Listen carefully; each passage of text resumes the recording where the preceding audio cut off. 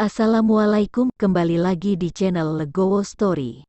Sebelum lanjut ke videonya, mohon bantuannya untuk subscribe channel ini. Terima kasih.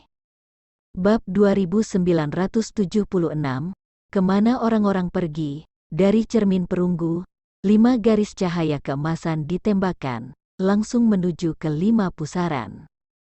Ketika cahaya keemasan menghantam pusaran, 5 pusaran juga mulai memantulkan cahaya, tetapi semua cahaya berkumpul di udara. Segera, pada titik di mana sinar cahaya berkumpul, sebuah gerbang cahaya yang tumbuh dari kecil menjadi besar muncul. Melihat ini, Chen Ping berteriak, "Cepat pergi!" Setelah selesai berbicara, Chen Ping tiba-tiba terbang dan langsung menuju gerbang cahaya. Melihat Chen Ping pergi menuju pintu terang yang tiba-tiba muncul tanpa ragu, Gao Qisheng sedikit khawatir. Lagi pula, para biksu itu meninggal secara tragis di depan mereka barusan, dan pemandangan itu masih jelas di benak saya. Jika sesuatu terjadi pada Chen Ping, maka harta ini tahu bahwa keluarga Gao-nya tidak akan mendapat keuntungan sama sekali. Melihat ini, Ji Yun mengikuti Chen Ping langsung menuju Guangmen. Selanjutnya, Lao Sun, Lao Kong dan Zuo Qing juga melompat setelah periode waktu ini. Orang-orang ini mengikuti Chen Ping sampai mati. Mereka percaya pada perilaku Chen Ping dan tidak akan pernah menyakiti mereka. Melihat ini, Gao Qisheng juga melambaikan tangannya, memimpin semua orang di keluarga Gao untuk melompat dan langsung menuju Guangmen. Ketika Chen Ping dan yang lainnya melewati gerbang cahaya, semua orang masih menonton dengan tatapan kosong, tidak memahami situasinya untuk sementara waktu. Apakah ini pintu ke ruang untuk pergi? 5 pusaran air barusan semuanya buntu? Ning Kai Chen tampak sedikit terkejut. Bahkan iblis surgawi 5 elemen terkejut ketika mereka melihat gerbang cahaya yang muncul. Tanpa Chen Ping, mereka tidak akan pernah membayangkan bahwa akan ada jalan keluar di luar 5 pusaran. Ayah, kamu lihat pusaran itu akan menghilang, dan gerbang cahaya akan menghilang. Ning Ken melihat pusaran itu akan menghilang, dan gerbang cahaya juga perlahan menghilang. Ning Kai Chen tahu bahwa jika mereka tidak pergi saat gerbang cahaya menghilang, mereka akan terjebak di sini selamanya. Semua orang bergegas menuju gerbang cahaya, dan pada saat terakhir, mereka semua bergegas melewati gerbang cahaya. Dan setelah Chen Ping dan yang lainnya bergegas melewati gerbang cahaya terlebih dahulu, ketika dia melihat ke belakang, dia menemukan bahwa hanya Ji Yun, Lao Sun, Lao Kong dan Zuo Qing yang mengikuti. Di mana Gao Qisheng? Chen Ping bertanya pada Ji Yun. Kami juga tidak tahu. Setelah kamu masuk, kami mengikuti. Seharusnya kami di belakang. Jawab Ji Yun. Tapi di gerbang cahaya, pembudidaya biasa terus berdatangan, tapi Gao Qisheng dan yang lainnya tidak terlihat. Pada akhirnya, Ning Kai Chen memimpin beberapa anggota keluarga Ning melewati gerbang cahaya, dan gerbang cahaya di belakangnya juga menghilang. Setelah melewati gerbang cahaya dan semua orang menjadi tenang, mereka menyadari bahwa banyak orang di sekitar mereka yang hilang. Pernahkah kamu melihat Tuan Muda? Ning Kai Chen mengetahui bahwa putranya telah menghilang. Mereka melewati gerbang cahaya bersama. Tapi sekarang mereka pergi. Tuan, kami berjalan dengan Tuan Muda. Tetapi ada kilatan cahaya putih di depan mata kami. Dan kami tiba di sini. Kemana Tuan Muda pergi, kami tidak tahu. Beberapa pelayan dari keluarga Ning berkata. Kali ini, Ning Kai Chen panik, karena takut Ning Ken akan mengalami kecelakaan saat melewati gerbang cahaya. Banyak pembudidaya biasa juga melihat sekeliling, dan menemukan bahwa banyak orang di sekitar mereka telah menghilang, seolah-olah mereka tidak melewati gerbang cahaya. Dan Jinsa, salah satu dari 5 elemen iblis surgawi, melihat ke sisinya saat ini, dan dia menemukan bahwa hanya dia yang melewati gerbang cahaya, dan yang lainnya tidak bersamanya sama sekali. Bahkan jika dia memancarkan kesadaran ilahi, dia tidak dapat merasakan keberadaan beberapa rekan sama sekali, dan Jinsa panik saat ini. Melihat kerumunan yang cemas, Chen Ping mengerutkan kening. Melewati gerbang cahaya kali ini, sepertinya ada banyak orang yang hilang. Sekarang mereka hanya memiliki selusin biksu, dan sisanya tidak tahu kemana mereka pergi. Bab 2977, Batu Api. Rekan Taois, ketika Anda melewati gerbang cahaya, pernahkah Anda melihat orang-orang dari keluarga Anda juga melewati gerbang cahaya? Chen Ping menemukan Yuan Bao, jadi dia berjalan mendekat dan bertanya. Semua orang dari keluarga Gao telah lewat, jadi mereka tidak muncul? Sungguh aneh, begitu banyak orang melewati gerbang cahaya bersama-sama, mengapa mereka menghilang secara misterius? Yuan Bao juga penuh keraguan. Tuan Chen, mungkinkah mereka yang tidak muncul tercabik-cabik oleh distorsi ruang dan waktu? Li Yun bertanya pada Chen Ping dengan panik. Tidak mungkin, gerbang cahaya ini tidak memiliki fluktuasi ruang waktu, kemungkinan besar akan ditransmisikan ke tempat lain. Tempat teleportasi gerbang cahaya ini acak, dan semua area tempat kita berada lebih seperti ilusi besar. Mata Chen Ping sedikit memadat, dan ada sedikit keraguan di matanya. Ilusi sebesar itu membutuhkan banyak kekuatan. Ketika Li Yun mendengar ini, dia merasa sangat terkejut. Semua orang harus berhati-hati, jangan kehilangan harta pada akhirnya, dan mati di sini. Penggigit tenggorokan Chen Ping, lalu apa yang harus kita lakukan sekarang? Li Yun bertanya. Ayo ambil langkah dan lihat, mari kita lihat ke depan dulu. Chen Ping tidak tahu harus berbuat apa sekarang. Bro, bisakah aku bersamamu? Yuan Bao menatap Chen Ping, berdoa dengan senyuman di wajahnya. Dengan kekuatannya, dia menjadi sasaran pembantaian di sini, jadi dia harus mencari pendukung. Chen Ping menatap mata memohon Yuan Bao, akhirnya mengangguk dan berkata, "Oke, ayo pergi bersama." Chen Ping tidak peduli dengan orang lain, tetapi mengajak Ji Yun dan Lao Sun untuk melanjutkan. Saat ini mereka berada di padang pasir, tanahnya penuh dengan pasir kuning, tanpa tumbuhan, dan suhu di sekitarnya sangat tinggi, dan mereka sudah berkeringat deras setelah berjalan jauh. Sekarang mereka semua mulai merindukan lapangan salju yang sedingin es di ujung utara. Di sini akan sangat panas. Pada akhirnya, saya tidak punya pilihan selain menggunakan kekuatan spiritual saya untuk menghilangkan panas di tubuh saya dan membentuk penghalang, tetapi ini sangat melelahkan kekuatan spiritual saya.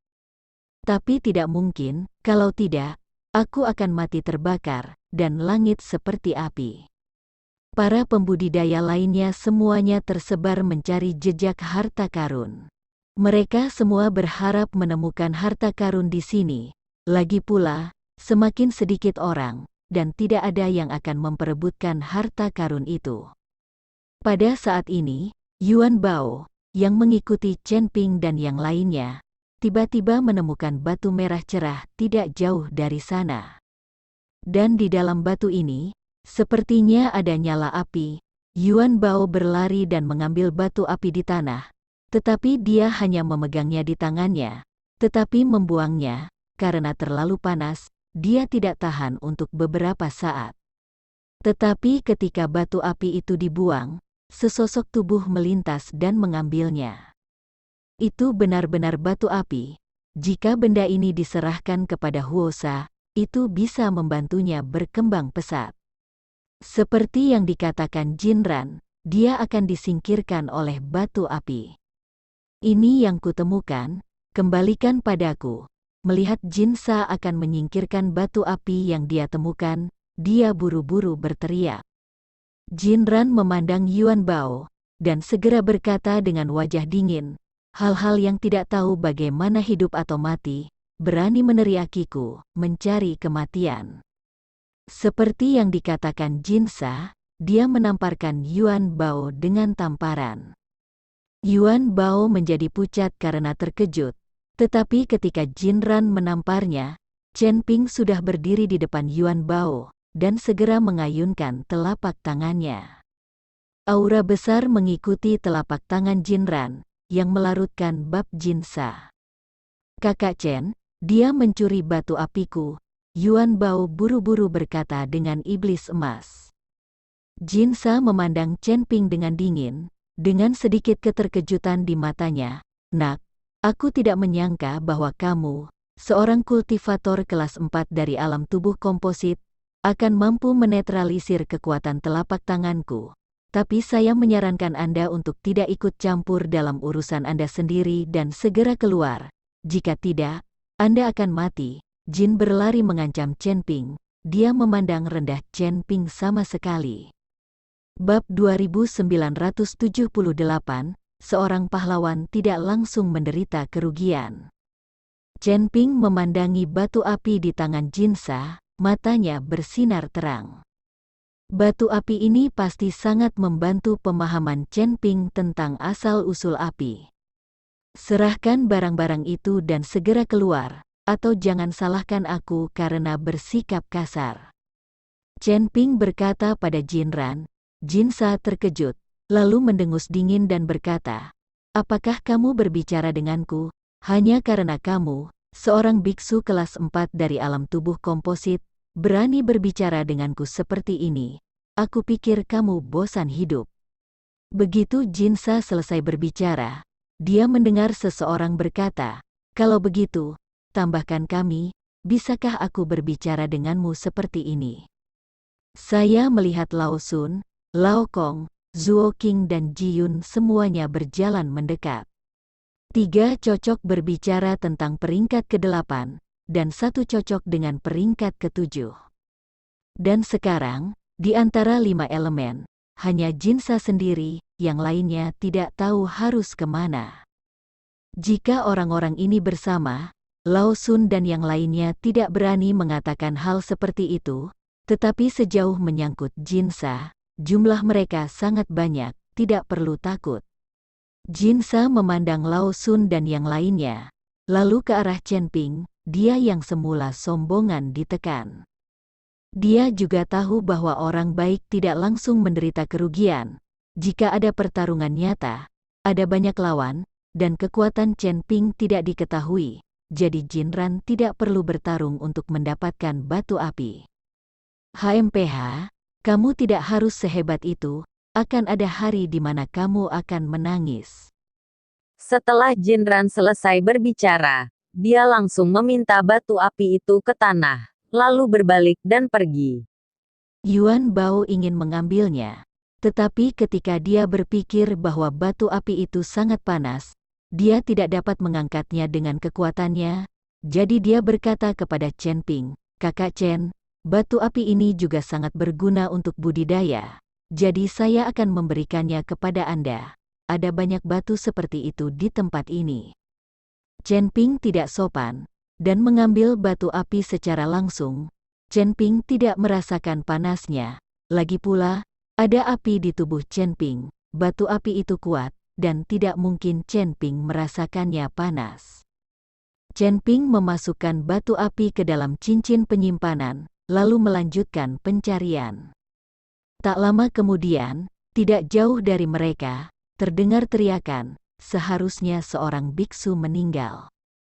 Saya tidak tahu apakah itu karena memperebutkan harta karun, atau karena menghadapi beberapa monster. Dan sementara Chen Ping dan yang lainnya mencari harta karun di padang pasir, para biksu yang menghilang itu juga mencarinya di tempat lain. Lingkungan tempat mereka berada tidak sama-sama sekali. Ada hutan, laut, dan seluruh benua di tempat kekacauan.